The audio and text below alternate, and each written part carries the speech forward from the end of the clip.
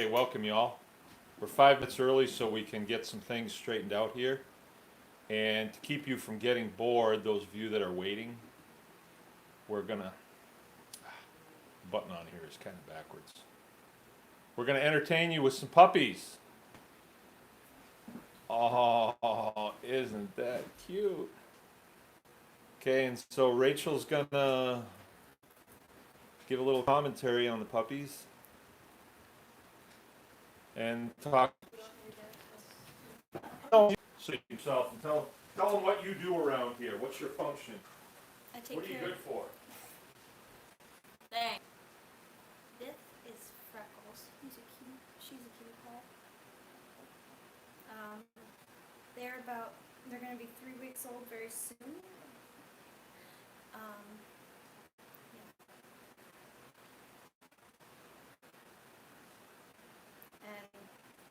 And they're Great Pyrenees. They're really good guardian dogs. This is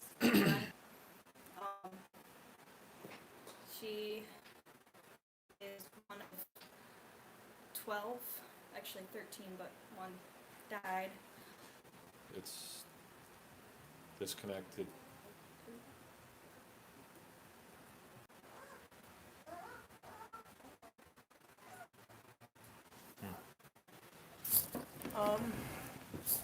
I'm gonna come over next to you. Anyway. Well, Okay, so let's go.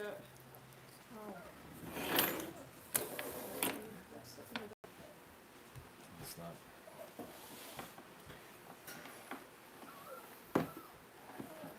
not. I'm not sure when that circle thing is going around. I'm not sure if we're connected up.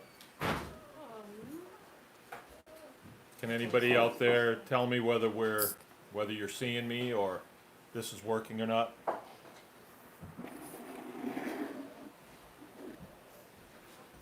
We know the feeling. All right. Looks great now. Okay, well, yeah. All right, good.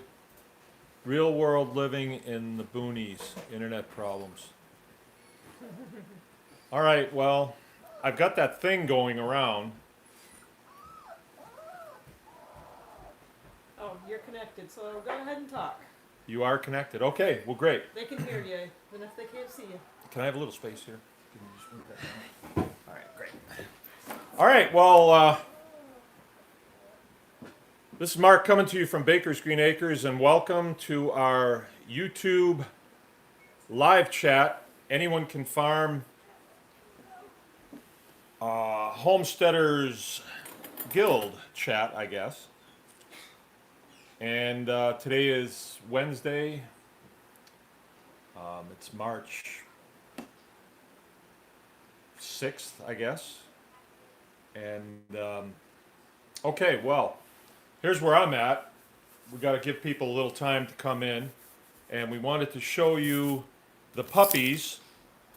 We talk a lot about pastured poultry and small animal raising and things like that, and one of the things that comes with that is predation.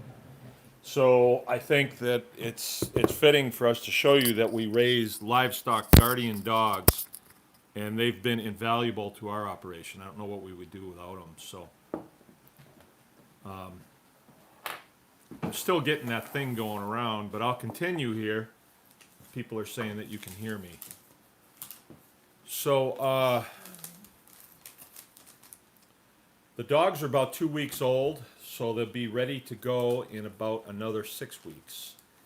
And I think on the 16th will be about the first time that it's a good opportunity to come and see them. And the way we usually do it is folks come and they look at them, they pick out the one they want, we put a little collar on it, and then we take a deposit, and it's your pup. And so you can come and look at it as much as you want. Some people spend a good amount of time with the group of them before they pick out the one that's going to be theirs, and I think that makes some sense. But this is a dog that if you're going to be in the homesteading business is pretty much invaluable to you, because predation is so bad, and most of y'all that are gonna do any kind of small farm or homestead operation, you're gonna be in rural areas where predation is pretty rugged. So, okay, that's that. And the other thing is that I want to start to inform you about now, because we're having a lot of questions about this. Is every year for the last, I think this would be our 12th year doing it. I'm not exactly sure, but I know it's at least 10. We do hog harvest, and that is in the fall. And usually the one that we do here at our place at Baker's Green Acres is on or about the 1st of November, however that falls, but it's usually the Friday, Saturday, and Sunday. So it's a 3-day. It goes something like this. People that have to travel have time to get here. We like people to be here about noon. We meet and greet. We give an outline of how the weekend's going to go. Then we do our first kill about between 1 and 2.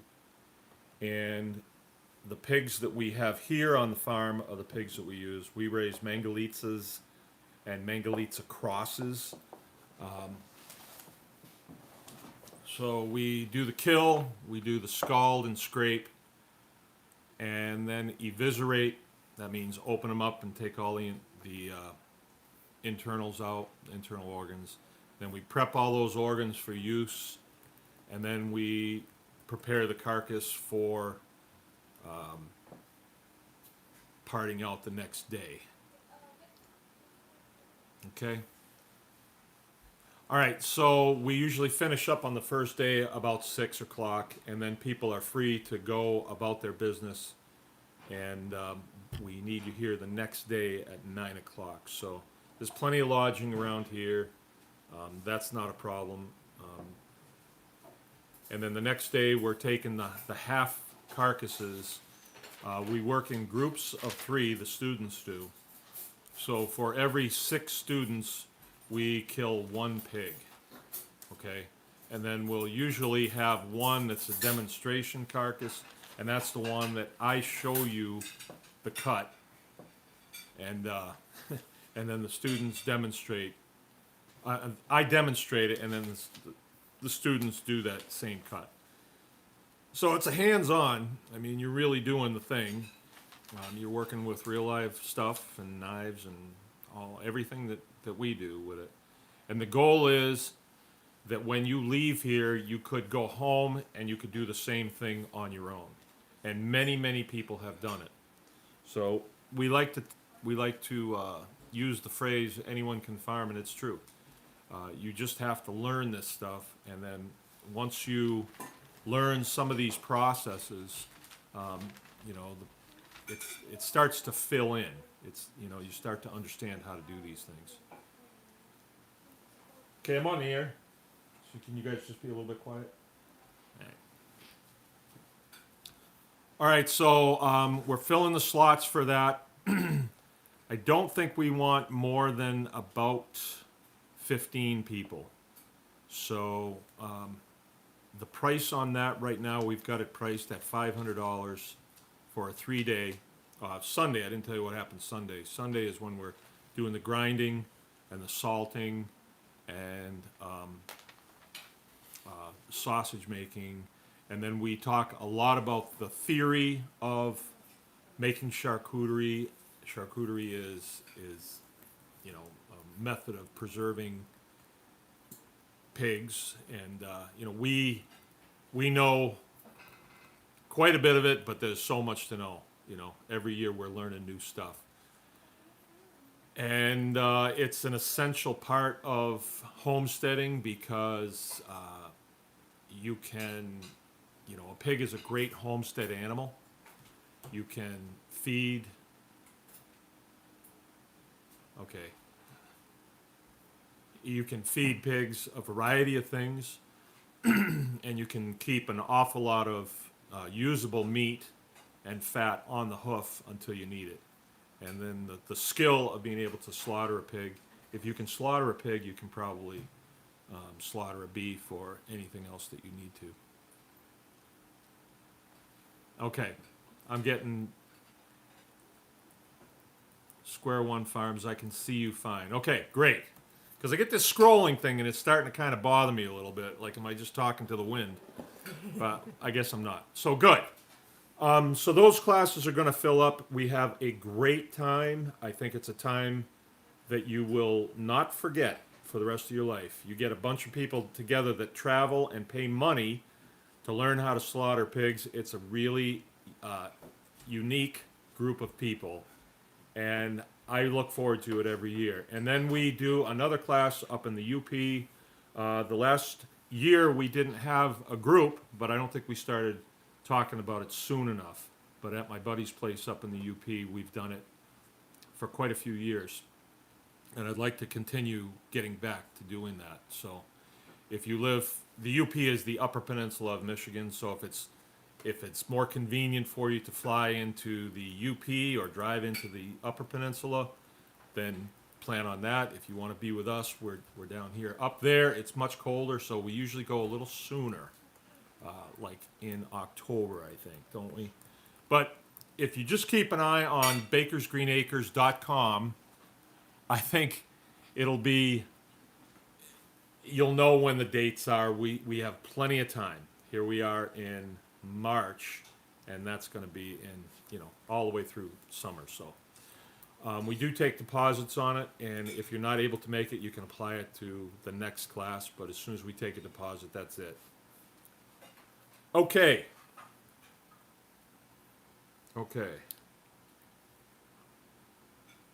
So, I had an observation today. Here we are in March. Things are a little weird in March Madness, right? And for us, today was the last really cold day, and then if we look at the 10-day forecast, it starts to warm up. Tomorrow it's going to be the high of 23. Next day it's going to be 25, right? So we're kind of out of the woods. And myself, I didn't have a great day today. I went out and got my chores done. After lunch, I was just feeling kind of blah. It's overcast out. I didn't feel real motivated. I was kind of asking myself the question, how did I get involved in this? And I took a little nap, and when I got up, I still felt kind of blah. I got on YouTube, and lately, since I've been talking a lot about homesteading, I started having things come up on my YouTube feed that were homesteading. And I started watching some of them. And normally that doesn't really do much for me, but I started watching people that have a different approach to this than I do.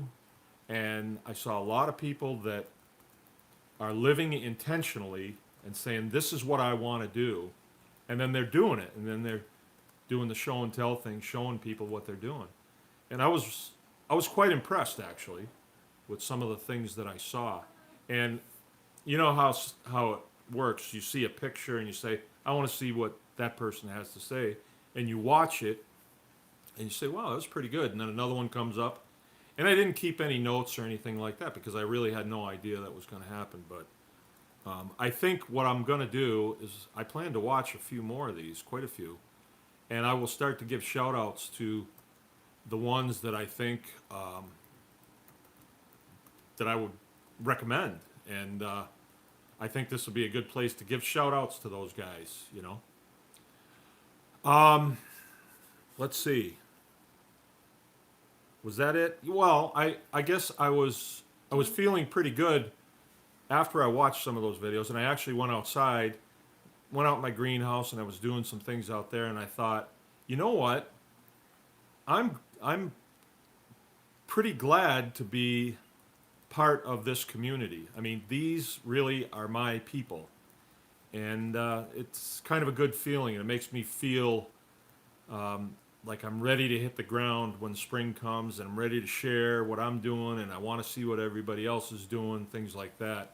I did go to a conference this past weekend. It was a 2-day conference, and the name of the outfit is BFA.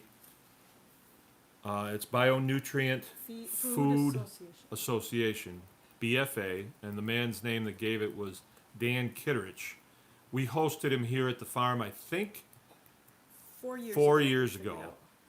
And his information is is pretty it's pretty in depth, and I think I just gleaned a little bit of it last time he was here. But then when we went down to his place, I was more focused, and it was a classroom setting, and I wasn't responsible for anybody's food or lodging or anything like that. So I was able to really focus more on the message. So I sat myself right in the middle of the room, and I stayed on it. And in between, at break times and stuff, I had good conversations with other homesteaders, other farmers, and I'm really surprised at the number of people that are enthused about growing their own food and doing this thing that we call homesteading or small farms. We met a lot of young people that are just starting up, and then we met people that are even quite a bit older than us that are retiring from professional career fields, and they're buying homesteads and they want to grow their own food. And if I'd have thought about it, I'd have asked the question, why are you doing this? I know why I do it, but why are these people doing this? I want to hear from folks. So if I could get a little help here, I'd like people to plug in why they want to know about homesteading. Why do you want to grow your own food? Has something happened, or is there a new TV show out there that I missed, or what is it exactly? Okay, so with that, if we need to go a little long tonight because I rambled, we can. I will take questions, and I would ask you, if you're going to ask questions, put it in all caps so that my lovely assistant here can easily identify that, it's a question. Is things still scrolling? You're doing fine though. I'm doing fine though. Okay. Yep. I wish it would stop scrolling. Okay, I've got a cup of coffee here. I hope everybody's doing well. Tomorrow's going to be a warm day. Every spring there's green grass, and this spring there's going to be a lot of green grass. So, okay, I will take the first question. Okay, in 2 seconds or less. Has everything been settled with the DNR? Okay, I'm not supposed to talk about this, but I'll just say, yes, everything is settled. We still have our pigs. We still have our farm. I am not in jail, and I have not been bothered from them since last May. What it came down to was we let all of our licenses go with the state, so we are no longer partnering with the state, so they no longer have authority on our property. And that was our decision to get out of commercial farming and just be homesteaders. So that was part of the movement to get away from the commercial model. Commercial model being everything we do on the farm is geared towards making dollars. And when you are partnering with the state and they might not like what you're doing, or they're trying to drive the market a different direction, you can't exactly do what you want to do. And I'm really not into that. So that's why we have gone back to the homestead model. And I'm so glad we did, because there were so many things that we were not doing, interesting things and discovery things that we wanted to do, and that's why we got into this whole farm lifestyle in the first place. And so the homestead model is way better. It's way better. I hope there's more questions about regulation and things like that, because I can answer those questions now with authority, because I went through a long process with the Department of Agriculture and Department of Natural Resources. So I think I know what's going on there. Next question. 2 seconds or less. You did good. I don't know if you saw, there was a couple answers to your question about why people farm. Square One Farms said that they're brand new to YouTube, cashed it all in to homestead full-time, and love to find other homesteaders and meet and interact with the community. So that's how they kind of found us. Long Shot Revival, let's jump Yeah. in. Grew up on a small farm in a farm town, and farming is therapy, a way to be healthier as well as a source of income. Yep. Okay. So, Therapy. that was pretty cool. And then you have a question from SW627. Okay.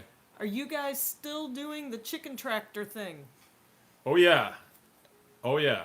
I am a real advocate of pastured poultry. That's how I started this whole thing.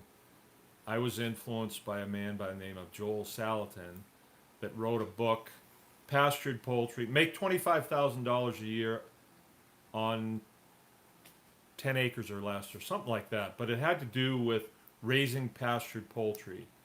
And I didn't get into it for, making the $25,000 a year. That wasn't what drew me.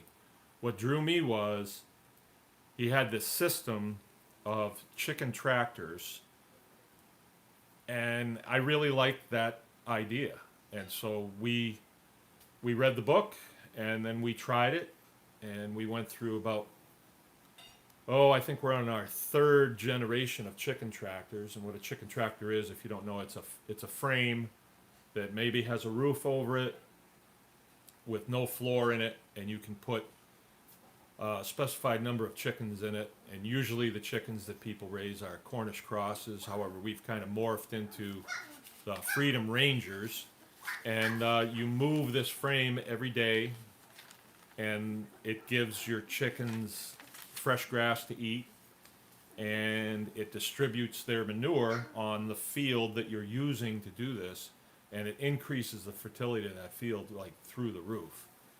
And it also makes a really nice chicken because they're soaking up all the goodness of the sun, and hey, there's puppy stuff, and the rain, and all that stuff. So it makes a really nice chicken. And then from there, you need to learn how to process that chicken, and what to do with chickens, for food for your table. So there's a lot there. There's a lot of information there. And I think what we're going to do this year is we're going to see where Joel was really good at writing, and he wrote his book on it. And a very good book. I would get it and read it. I think what we're going to do is we're going to make a video, and it may be a series of videos, and it starts with picking the field that you want to use for pastured poultry, how much space you need, and then we're going to do a build of a chicken tractor.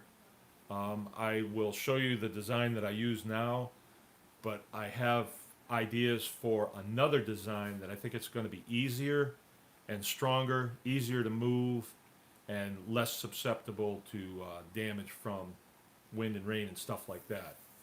So I plan to do that this summer. So yeah, I'm still doing pastured poultry, and I would recommend it to anybody, even if you have only a backyard to work with. I mean, you can scale this up or down either way. And there are a lot of videos that we've made that are in our YouTube playlist that would be titled Pastured Poultry. So you can go there and you can soak up a lot of that information. And also we're going to talk about it in the Homesteaders Guild, which is a whole nother program that you would need to go to bakersgreenacres.com and read about what the guild is and how to get involved with that. Next question, please.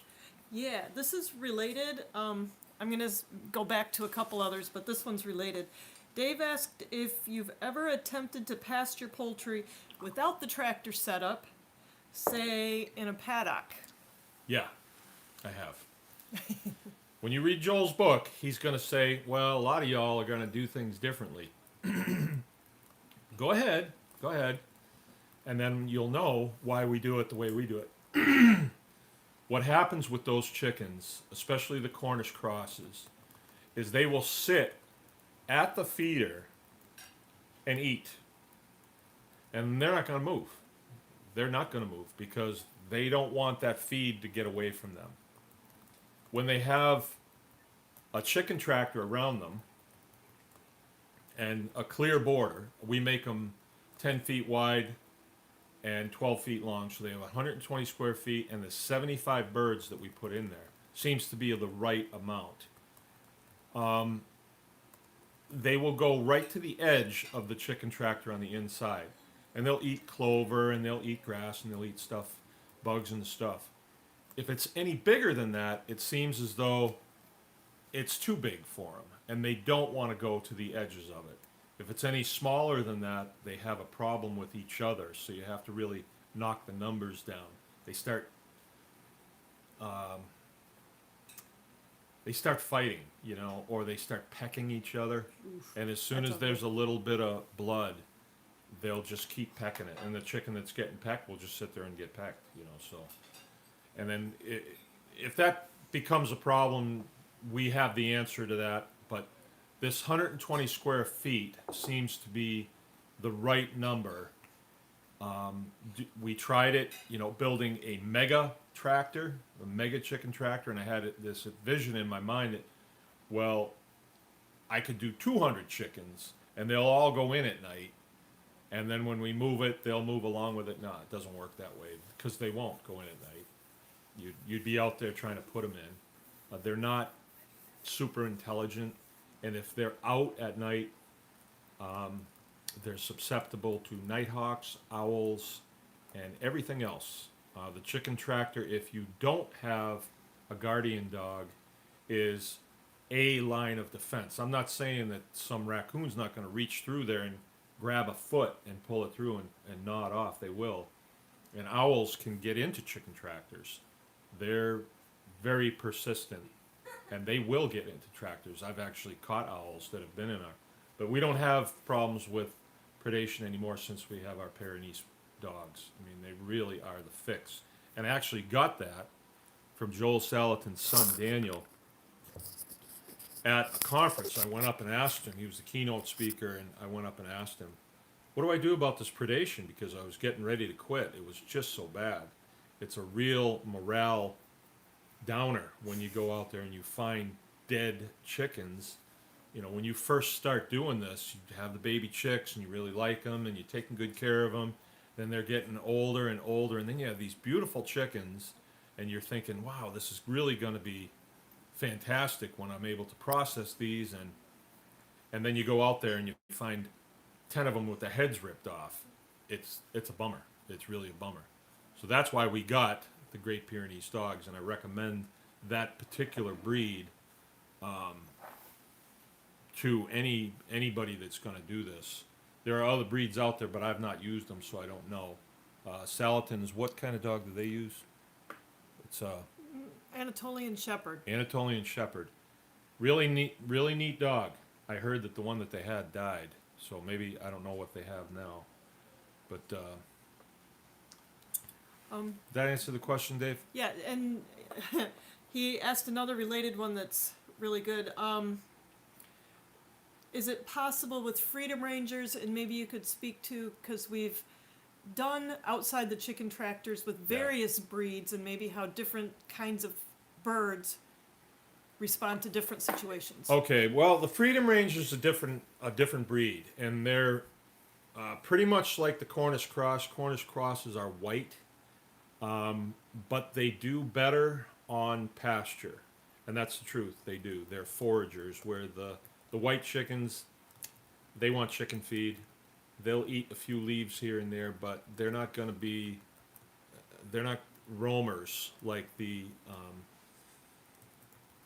Freedom Rangers are. The Freedom Rangers take a little bit longer to grow, but in the Homestead model, I'm not up against the clock. When we were commercially farming, we had 30 chicken tractors, and we needed those chickens to grow. So, but I'm not there anymore. I'm just producing for my family and a small group of friends.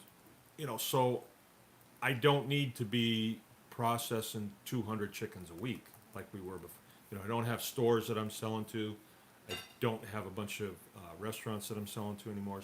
So I'm not on a schedule to fill these orders, and I'm glad I'm not, because I wasn't getting for these birds what I should have gotten for them. But when my customer is my family and my friends, they're ready when they're ready.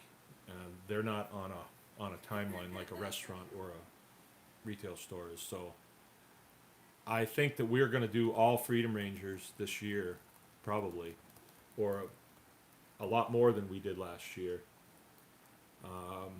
Towards the end of the year, we had probably about 30 of them out there, They're on the other side of our produce area that's fenced, and we just let them run. They didn't find their way to the house, and they were just out there, and they did fine. And we were able to collect them up at night. They don't see well at night, so they just sit there, and you can just go pick them up really easy. If you try to pick them up during the day, you're going to expend a lot of sweat. Another question? Yeah. This one's from Ken. He's an ex-Marine and sympathetic with your struggles. Which ones? Yeah, sounds like a lot of them actually. Yeah. Do you ever sell your Mangalitsa piglets? Yeah, sure we do. Yep. Yeah, we sell breeding stock, and we don't ask a whole lot for it. We get 500 per breedable animal, males and females. And then I really pared back, so I don't have what I used to have. I used to have 30 sows going, and it was a real exercise in getting all that meat moved. And we were running to the processing shop all the time, and it's an hour and a half away, so there was a lot of road time. So I'm a lot better off where I am now. I have 4 sows and a boar, and I may even pare that back to 2 sows, because that's a lot of piglets, But I would recommend, Ken, getting a boar and a sow and just start up a tiny little breeding operation, have the meat for your family and friends, and then be able to sell a few piglets here and there, to make a little extra cash. But I wouldn't recommend going big, not with this right now. I just wouldn't. So you can contact us, you can get us, you can PM us and contact us that way, and we can arrange something. Or I can tell you where there's some breeders close to where you live, unless you live close to me. I don't mind Marines coming on my property. It'll be all right. No, I love Marines. All right. Sean asked this question. Have you ever fed your pigs barley fodder? Oh, yeah. Oh, no, I haven't. Barley fodder would be when you sprout barley in trays and feed it to them that way. I haven't. Well, you know what? I have, because I've had barley delivered here. There's a local kid that grew a bunch, and he had a bunch, and I bought it off him. He delivered it here. We just dumped it on the ground, and I just used my front end loader to pick it up and feed it.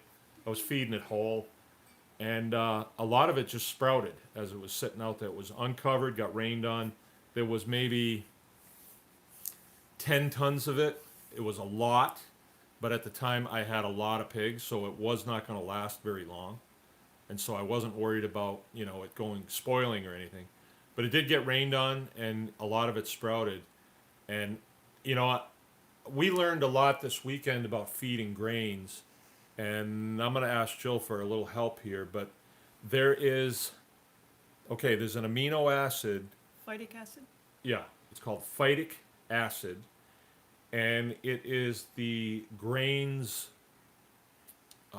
anti-digestive device, because the grains, the individual grain, its mission in life is to propagate its life, right? So it has this acid on it that if it's growing out there in the field and some bison comes along and bites it off, I'm talking the natural world, that acid, lytic acid that's on there, is designed to resist digestion in that animal, that grazing animal, so that it'll pass through the animal, and when the animal flops out in the field, low battery, that's not good.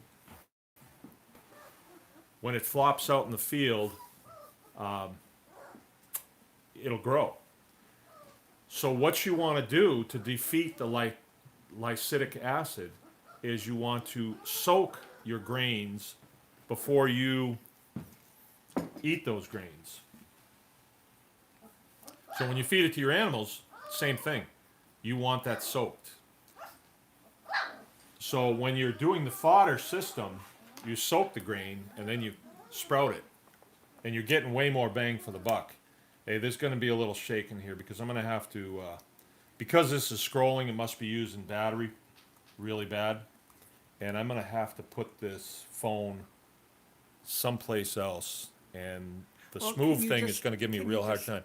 No, as soon as I try to move it, it's gonna jerk all over the place. So can you get me the thing that I usually put it on? And I'm gonna have to take it off of this smooth holder here and put it in my, this is what no, don't do it.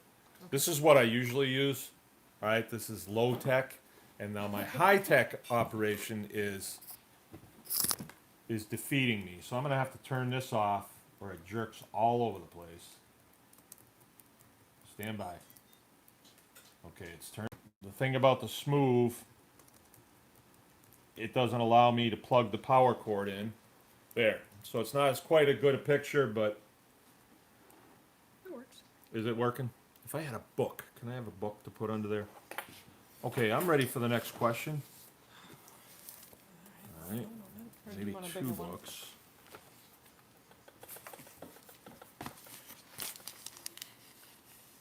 All right, can you slide them under there real quick? Stand by here. There we go. All right. I'm gonna stick with the low tech. All right. All right. Paul from Kansas. All right, Paul. How you doing? How do pigs and cows get worms, and how do you prevent them from getting worms? Well, okay, good question. From a biodynamic point of view, it's not like parasites come from Venus. You know, they're here, and they're here for a reason. What happens is they get out of balance in your animals, and you have too many of them. So, if you have, let's say you have a pig and it has so many worms that it's failing to thrive, you got to do something about that. And usually the reason why it has that many worms is because of the system that we're in, all right? A lot of farmers are routinely, when their pigs are born, they're worming them. So they're knocking every worm that's in them out, right? Well, the pig's supposed to have some parasites, right? And when you knock them all out, you're going to leave this big vacuum, and something's going to fill it.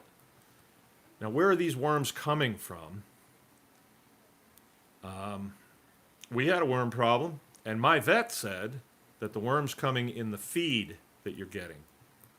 And I thought, that's odd. Why would there be worm eggs in the feed? Well, the reason is, if you look at your hog chow, if you use hog chow, I recommend you don't use hog chow. You're going to see a product on there called raw protein, and that usually is other pigs. So everything from the slaughter plant that can't be used, can't go in a can of Spam,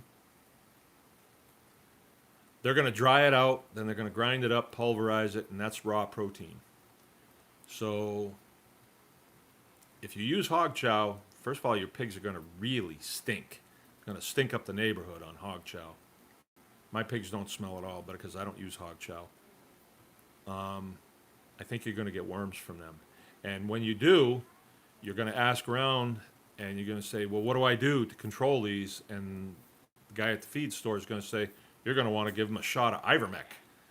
And when you do that, you're going to see a bunch of worms come out their butt, and they're all going to go all over the ground, and the worms are going to shed, the eggs are going to be shedded everywhere, and it's going to be all over your ground. And then when your new pigs come in, they're going to pick them up, and you're going to start this cycle. So, and the same thing with cows. So what you want to do is, maybe you're going to have to use some Ivermectin, but I would just use a little bit and try to control it that way. And then when you no longer have worms, you break the cycle. So one of the things you can do is, if you treat, let's say, your cows on one field, get them off that field, and then leave that field for a while. Let it go through a really cold winter. Hopefully you have cold winters. If you don't, let it go through a really hot summer. Let it go through a good growing season, and maybe you'll get things into control. back in balance. I had a situation where I sold some pigs to a fella, and he brought them home. His fences weren't ready, and he wound up bringing them back. And I wasn't home, and he just dumped them in. They were little ones, and he dumped them in with my feeders. And I had told him, do not use hog chow. And the reason I knew that he had brought those 2 pigs back was because when I went out there, I could smell hog chow. I made a phone call. Sure enough, yeah, I brought them back. And I had the worst parasite problem that winter than I think I've ever had on this farm, because my pigs are healthy. They don't have parasites. We had to separate those pigs out. We had to treat them. And I think we're through it. And it's been a couple years since that happened. But I wound up selling some pigs out of that batch to another guy, and he said, man, these things were wormy, really bad.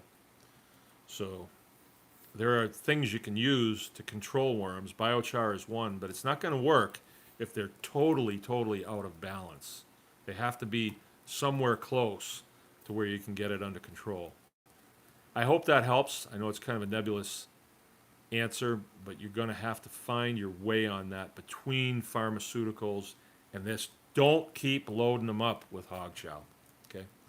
Hog chow brings all kinds of terrible things onto your farm. And it can spread to your cattle, too, and your chickens. Hog chow's bad stuff. Next question, All dear. right. This one, actually, Dave wanted me to talk about the turmeric and inflammation question that he had last week. Okay. And this is a Jill thing. Yeah. And I made a video for you today, Dave, but I didn't like it, so I was going to redo it tomorrow morning.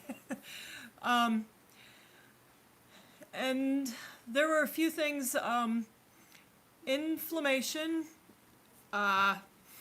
is often an overheating problem in your body. So the things that came to mind are things that help calm your digestive tract, because your digestion, your guts, are the seat of all your health issues. So, in addition to turmeric, which is very much known for its anti-inflammation properties, you could add some aloe to the water that you drink lots of every day. The aloe will,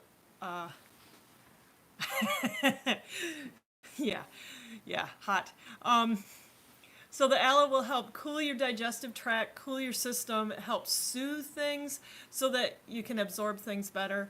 The water will help flush toxins and things that are getting stored in your body that the inflammation is a response to. Another thought that I had that I go to a lot for all sorts of digestive issues is ginger. It's highly recommended for heating up your digestive system so that it can burn appropriately to process your food. Inadequate processing of your food means that your body stores it someplace and it's irritating to it.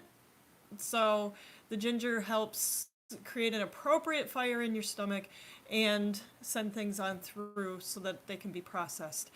In that vein, almost any health issue that you have, when you ask what herbs are good for inflammation, you're asking for a Band-Aid, a way to treat the symptom. A lot of times what you want to do is think of, why do I have this symptom? Like Mark said with the weeds in the video today and talking about parasites, a lot of these things are symptoms, and what you want to do is ask, why is nature putting these here? Because nature does these things to deal with a problem. A couple ways that you can start to get your body slowed down, cooling off just on a daily basis, daily routines. These are old-fashioned things. Our grandparents and great-grandparents, they did these things routinely. And it helped them cope with life without medications and pharmaceuticals and all of that.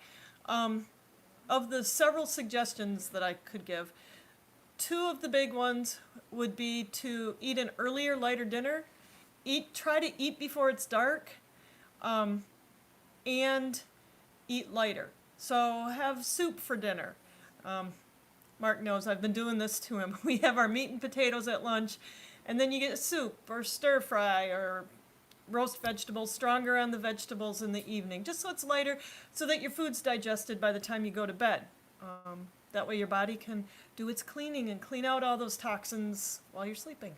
So having an earlier, lighter dinner, and then piggybacked on that, go to bed at a good time. Give yourself a break from screens just before bed so your body can slow down. The optimal time to be in bed would be 10 o'clock. If 11 o'clock is more where you make it, that's fine. That's when your body wants to do its housekeeping.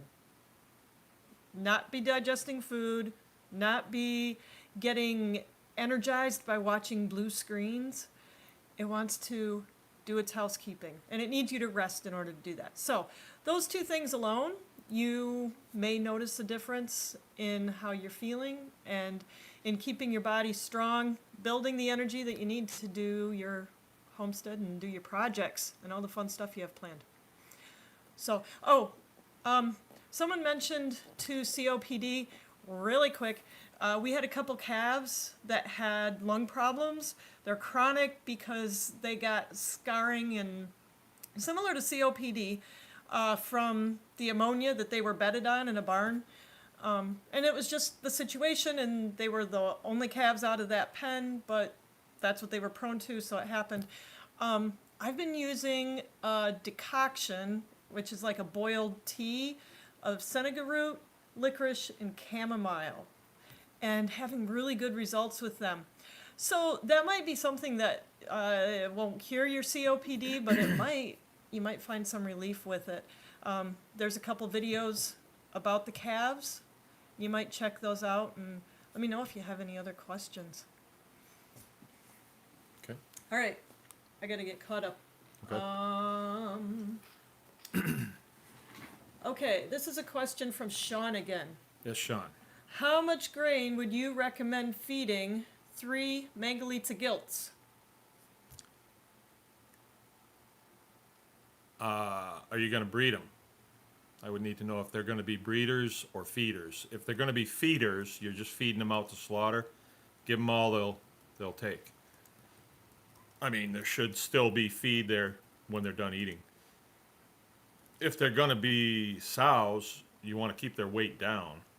So, rule of thumb is a sow needs about 5 pounds of dry matter a day. And we recommend they be out on field, so they're going to find other things. If you know, the feed that you give them is like they have so much of it there, then why should they go eat grass? But if they do eat grass and they root and they dig up stuff, they're going to get the mineralization that they need, that their body is seeking for their, gestation, and they'll be good moms. It'll help develop their brain to work in the direction of, what they're programmed to do, what they're designed to do. So it's kind of an open-ended, but if they're feeders, give them all they want, or more than they want. Put them on full feed is what it's called. Okay. All right. Scott. 2 quacks and 5 clucks. This is Clucks and Ducks. What is hog chow? Hog chow, I'm down on hog chow. And I mention it quite a bit because we've had so much trouble because of it. When you go to the mill and you say, well, I'm going to be feeding some pigs, they're going to say, your pigs will never grow if they don't get hog chow. And that's just like this urban legend, that's been passed down for years and years. And it's not true. It's not true at all. And hog chow has in it what they call raw protein, and that is pulverized parts of pigs that comes out of slaughterhouses that can't be used for anything else, and it has to be disposed of. It's a protein product, But when you feed it back to pigs, I don't think it's a good idea. So I don't use it. And I just know that all of the pharmaceuticals that are used in confinement feeding, hog houses that have, they stink so bad you can smell them 5 miles away. Literally. I mean, all they do is control disease in there with antibiotic and all that stuff. So you don't want to go anywhere near that. You certainly don't want to feed it to animals that you're going to be feeding to your children. Here's another thing you need to think about too. Your farmstead is a system. It's an extension of your body, right? That's a little wild. It's your biosphere that you're creating. You don't want to bring anything into there that is going to be toxic to your way of life. And so you need to study these things. Like if you have somebody out there that's saying, "Hey, hog chow is not a good idea," do some research on it. I haven't. I've just had personal experience with it, and I don't want anything to do with it. Plus, the stink is so bad. Areas that use it and use a lot of it, I mean tons and tons and tons, the pollution is horrible that it causes. So, I mean, pollution, if you're 5 miles away from a hog house and you can smell it, that's pollution. That's particulates that are in the air that your body is picking up, and then they become part of your body when you smell it. So that's pollution, and that should not happen in farming. And if you come to my farm, the only way you're going to smell a pig is if you get within 2 feet of it and put your nose down. And even then, they don't smell bad because we're feeding them more along the lines of what they would eat if they were in nature. So they're going to be foraging, they're going to eat roots, bugs. They find a dead deer, they're going to eat it. That's not a big deal. But they're not going to routinely be gorging on a bunch of other dead pigs. That's just not going to happen. All right. I wrote E6 swine and cattle. Asked, have you ever crossed up your manga hogs? I've found breed isn't a guarantee of anything. Bloodlines are where it's at.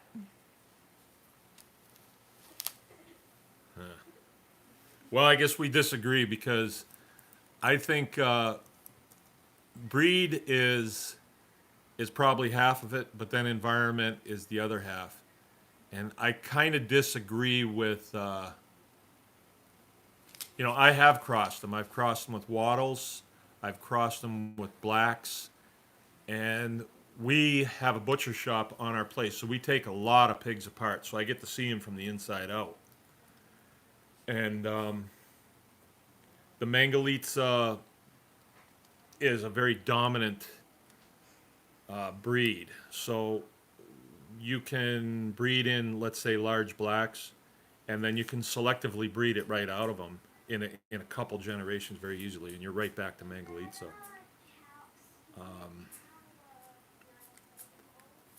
And I've seen some poor Mangalitsas. You know they're Mangalitsas by their phenotypical characteristics, and in a couple of cycles you get some beautiful animals. So I don't know. I think we're going to disagree on that one, don't we? I think you can take poor ones and you can make some really nice animals out of them. Is what I'm saying. And you may not have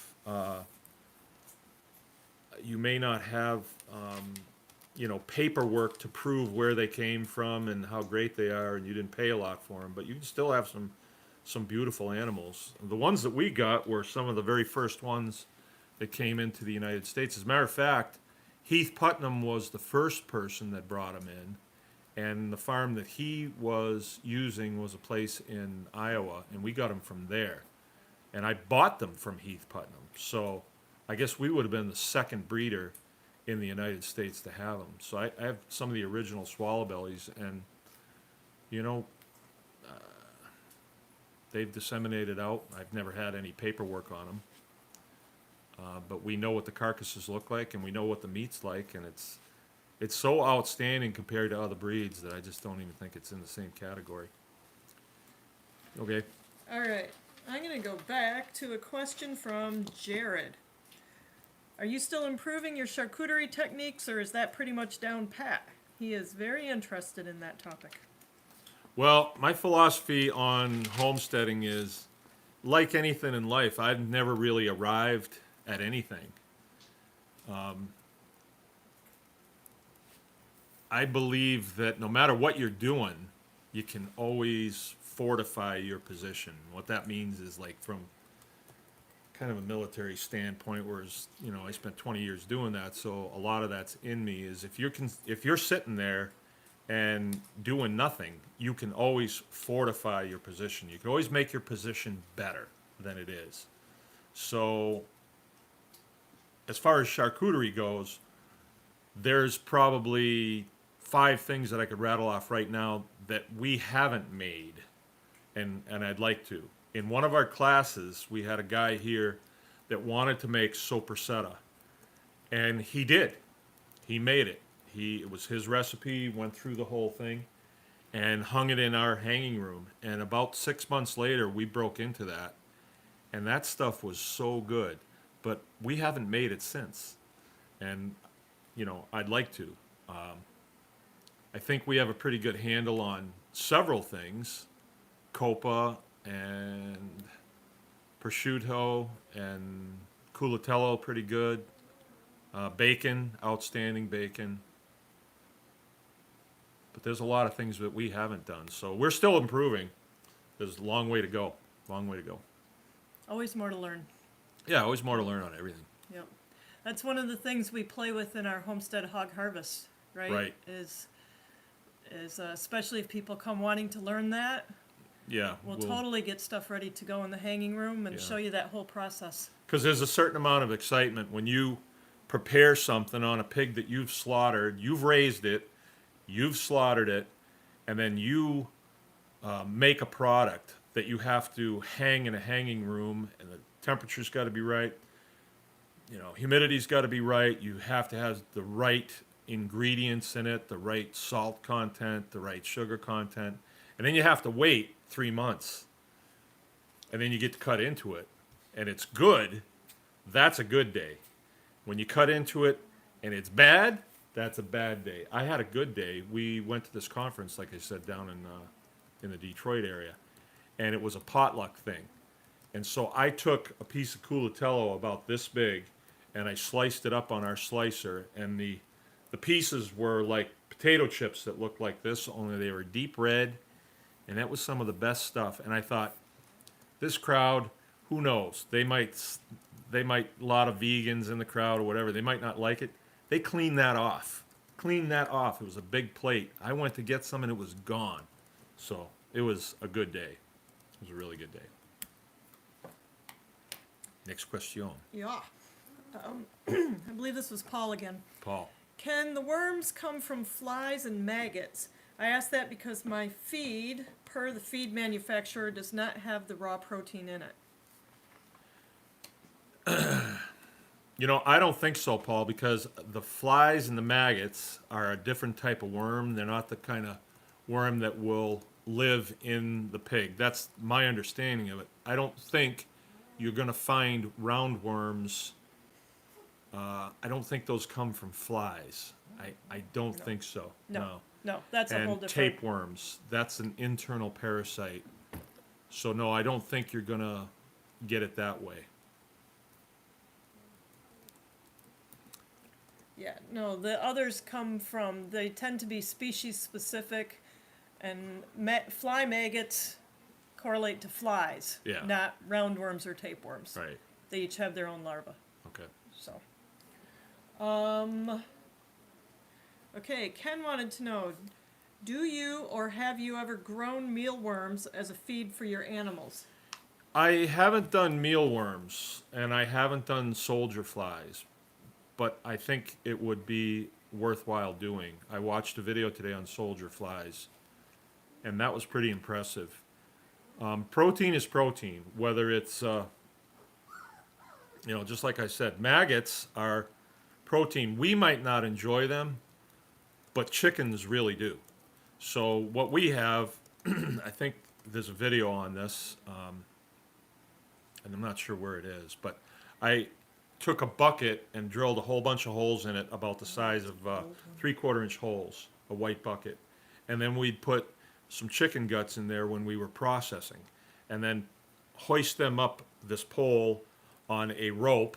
There's a pulley up there and a pulley down here, and hoist them up there, and the flies just go right to it. And in a day, you've got maggots, and they drop down in the chicken pen, and the chickens go wild for that. So the chickens, they're omnivores. They got to have protein as well, and I would just assume they not get any kind of raw protein. I would assume they get animal protein. That's what I would just assume they get animal protein, and that's what that would be. Otherwise, when you get vegetarian feed for your chickens, somehow they just don't go as well. And protein is derived from like field peas and soy. And they just don't do as well than when they get some animal protein. So, like in the fall, if we shoot deer, we'll throw the carcass in there after we've taken off what we can get, and the chickens will pick everything off of that. Or if let's say we butcher a cow and we have, tons of liver, what can you do? Throw it to the chickens and they'll eat it. And it's legitimate. It's good for them. There's nothing wrong with doing that. So, yeah. Mealworms. Now, I haven't done it, but why don't you do it and let us know how it turns out? This is a great forum to share that, and that's the idea of this. This isn't all about just what I've done. Maybe you could give a shout out to those, to Oh, yeah. John and Robert Regan. Oh, yeah. Shout out to John Tomlinson that castrated his first baby pigs. I think he's got mangalitzas. I know he has some. And he was able to do that with the prodding and the never die spirit of the Anyone Can Farm Homesteaders Guild. And also, is it Robert Reagan? Yep. Robert Reagan that decided he wanted to be a charcuterist, and he did it. So, good on you. Press on. That's the whole idea of Anyone Can Farm. None of this stuff is brain surgery. It's just a question of knowing how to do it. Anything that we do in life, somebody shows us the way to go, and then we piece together the puzzle. I mean, I grew up in the suburbs, and I had very little contact with farms growing up, and all through my military career, I didn't have any contact. And this is what I wanted to do. And my wife wanted to do this. And the kids that I served with in the military that were the most capable, good attitudes, couldn't keep them down, just covered with mud and having a tough time, but they still got a dumb smile on their face, was the farm kids. And so when I wanted to pick a way to go after I retired from the military, I wanted my kids to have the farm experience.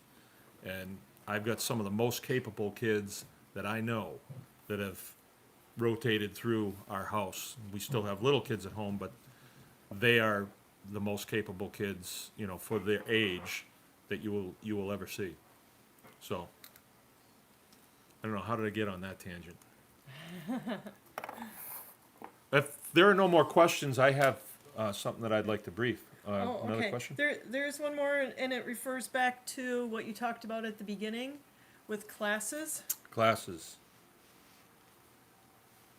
And investing in education. Okay. If you're doing this, and you must be because you're listening, it is a good idea for you to invest in yourself here. And what that means is when classes come available around you, even if it's something that you're not really specifically going to do, like this class I went to this weekend, they're all produce people. I do some produce for the family, but I'm a livestock, farm. That's where I came from, and that's where I'm most comfortable. But I went to that, And then I started to see how the lines really blur between flora and fauna. They really do blur. And so I got a lot out of that, even though it's not my forte, right? Maybe it is and I just don't know it. So when classes are made available to you, and you pay money to do it, you're investing in yourself. Like, if we go to work for IBM, they're going to send us to schools. They're investing in themselves. They want you trained so you can, make a return to them. Or those of us that were military, they send us to schools, teach us how to do stuff so we can complete the mission better. Well, this is your own little biosphere that you're working on. And the more things that you know how to do, the more successful you're going to be, the richer your experience is going to be with this. And I'm telling you, technology grows in leaps and bounds. So if you learn, let's say, how to build a corner post for fencing, a lot of that technology there is applicable to other things. If you learn how to fence really well, you have capabilities that people don't have. I mean, fencing is very important to not only livestock, but also to produce. You need to know how to fence, and you need to know how to fence really well. It's expensive to have fences built, and in the homesteading business, you should know how to do. You should have a resume, and every time you get something that you can add to that resume, it should be like you should put a star on your forehead and walk around with, look what I know how to do now. How many of you out there have delivered a baby? A human baby? I have. Several of them. Because I really wanted to. And it's part of the human experience. I mean, how many of you have processed a deer? How many of you have processed a beef? How many of you have had to stitch a wound on an animal?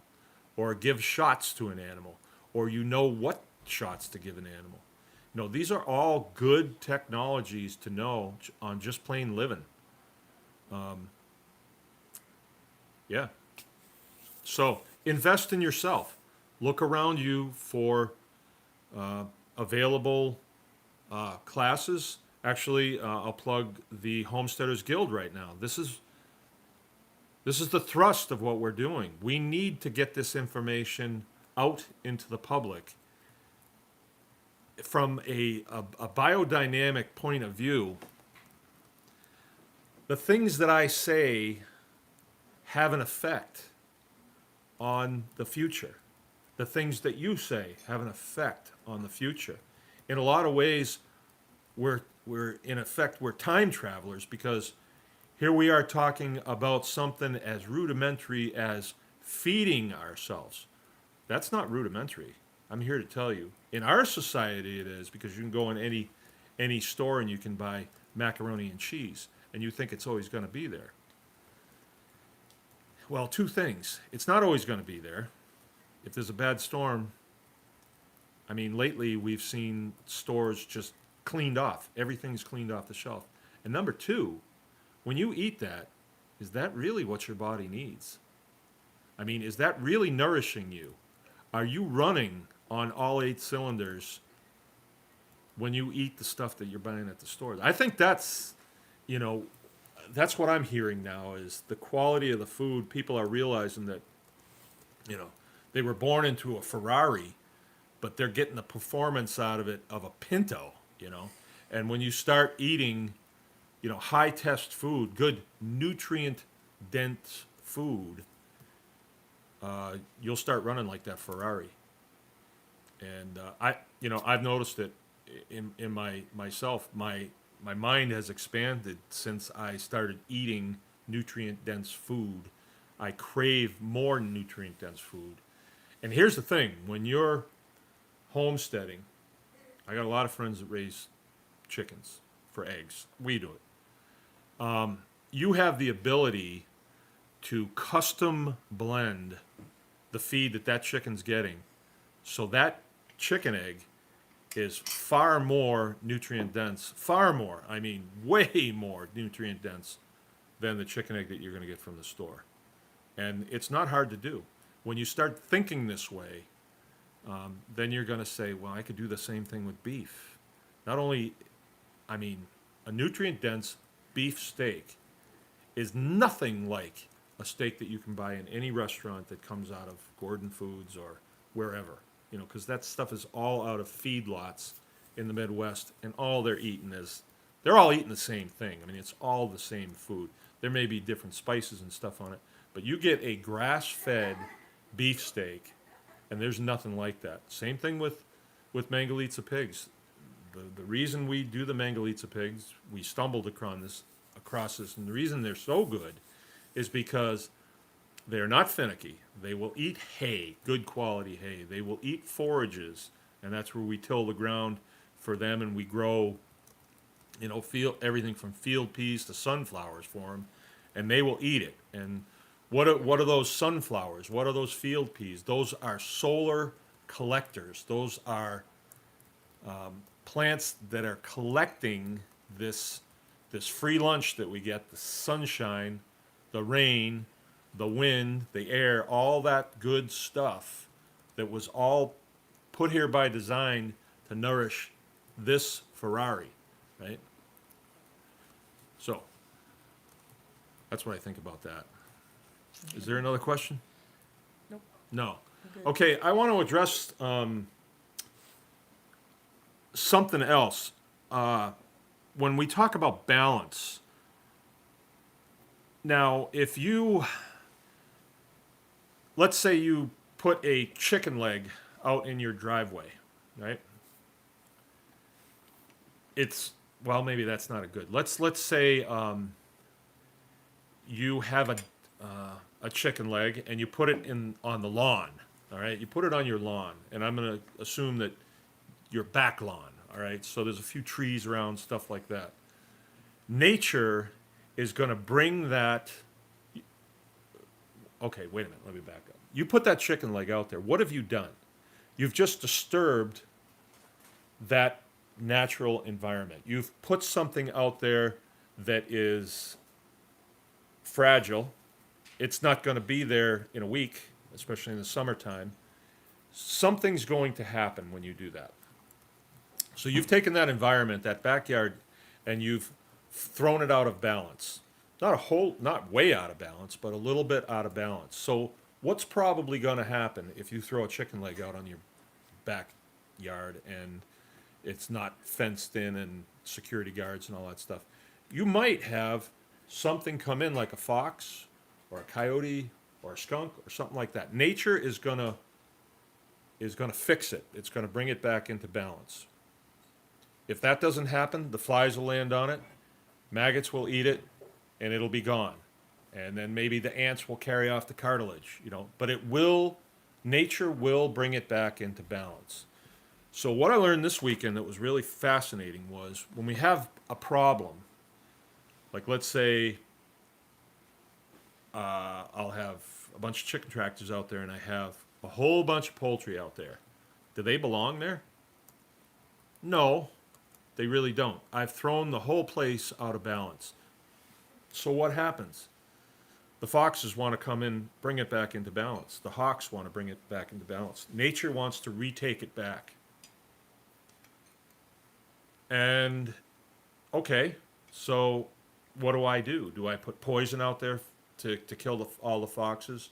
Do I throw it further out of balance? If I kill off all the foxes and I kill off all the coyotes and all the skunks and all that stuff, then what happens? You know, everything's going to have an effect. So you may not be able to bring it back into balance, but you're going to have to push the envelope for a little while to allow your chickens to make it to the weight that you want them, and then you can take them off. And then the area comes back into balance.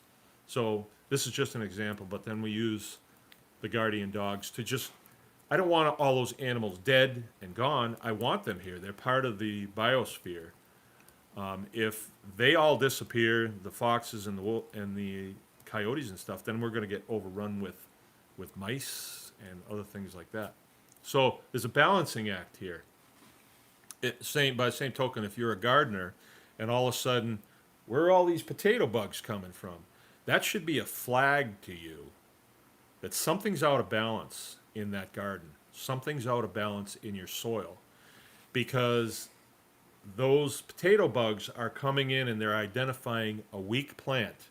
Because if you ever notice, you don't have potato bugs on everything. They're always usually on certain plants. So that's like a weak plant. And they're gonna propagate, they're gonna eat that plant, they're gonna bring that garden back into balance for you. So they're doing you a service.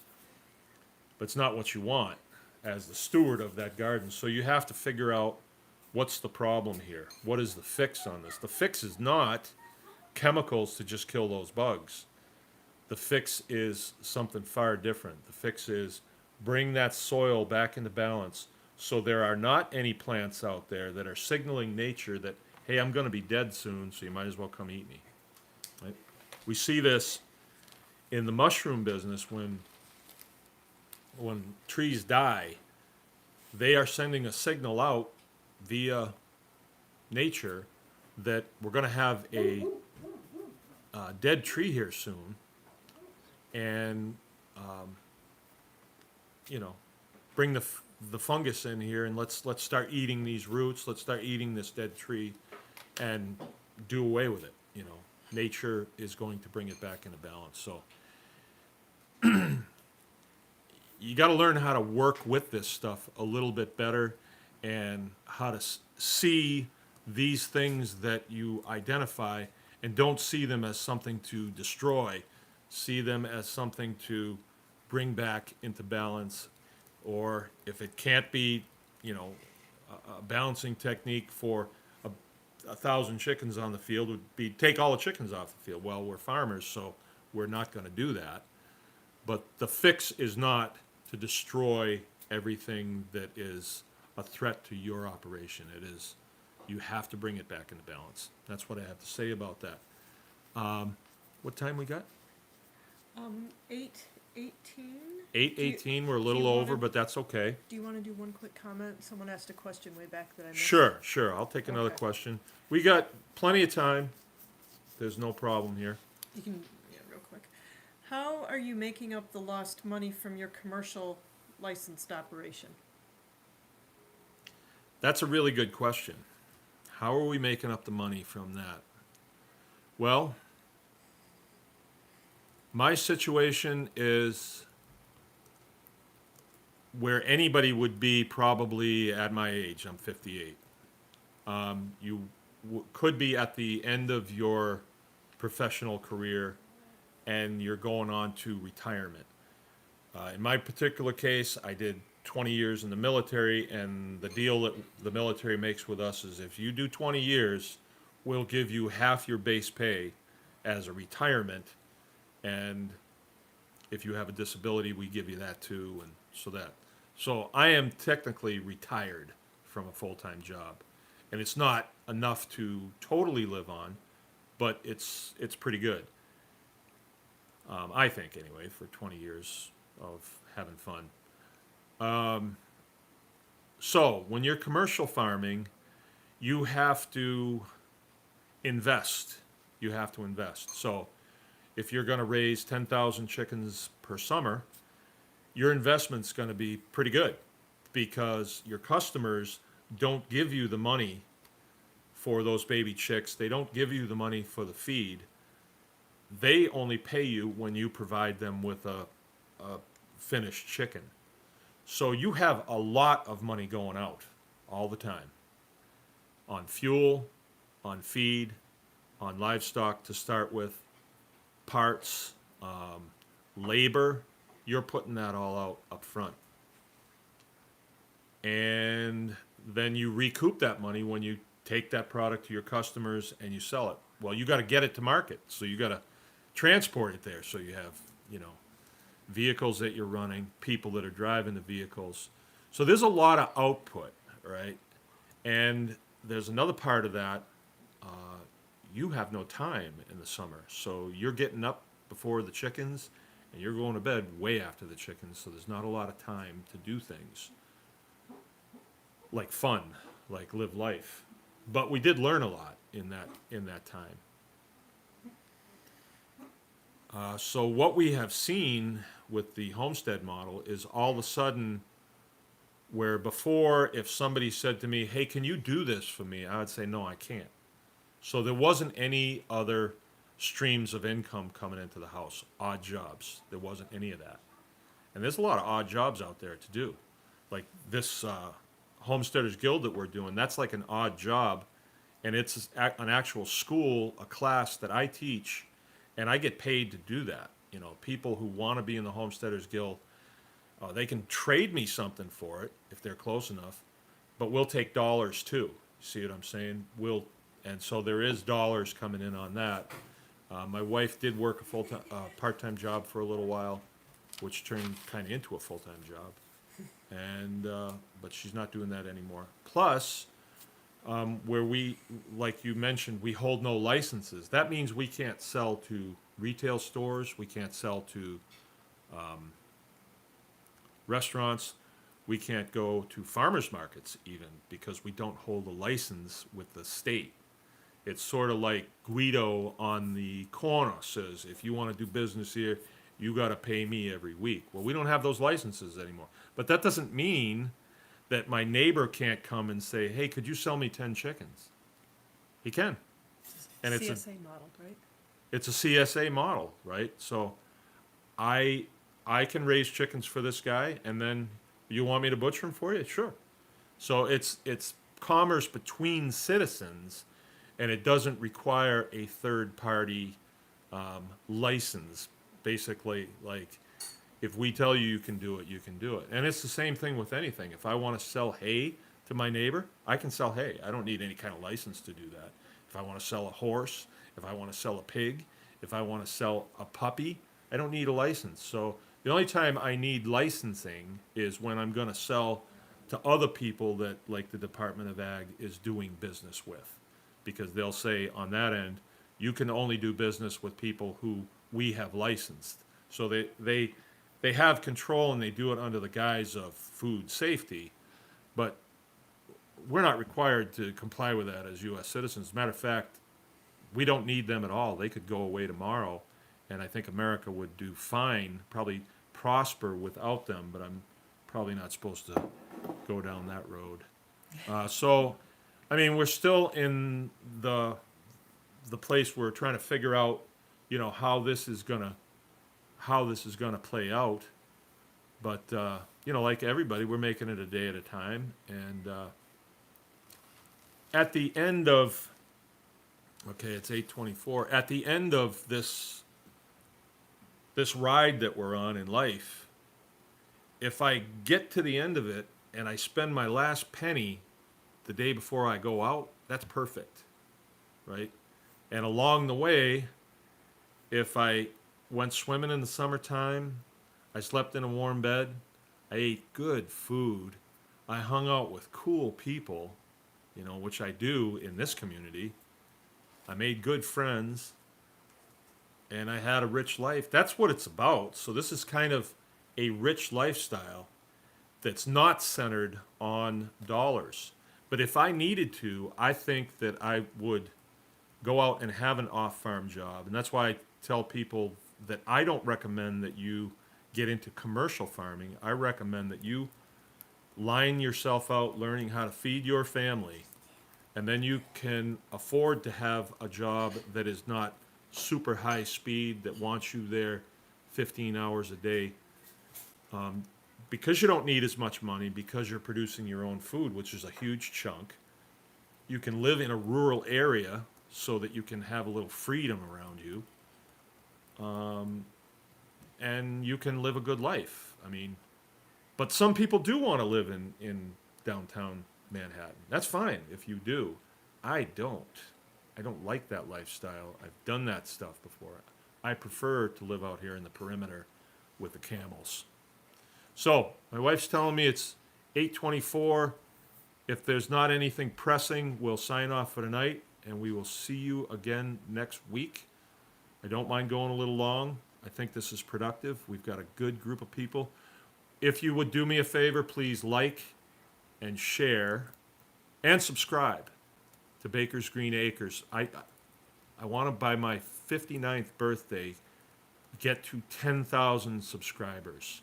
All right, that opens up the world to us if we can have 10,000 subscribers. So do me a favor, like, share, subscribe, and okay.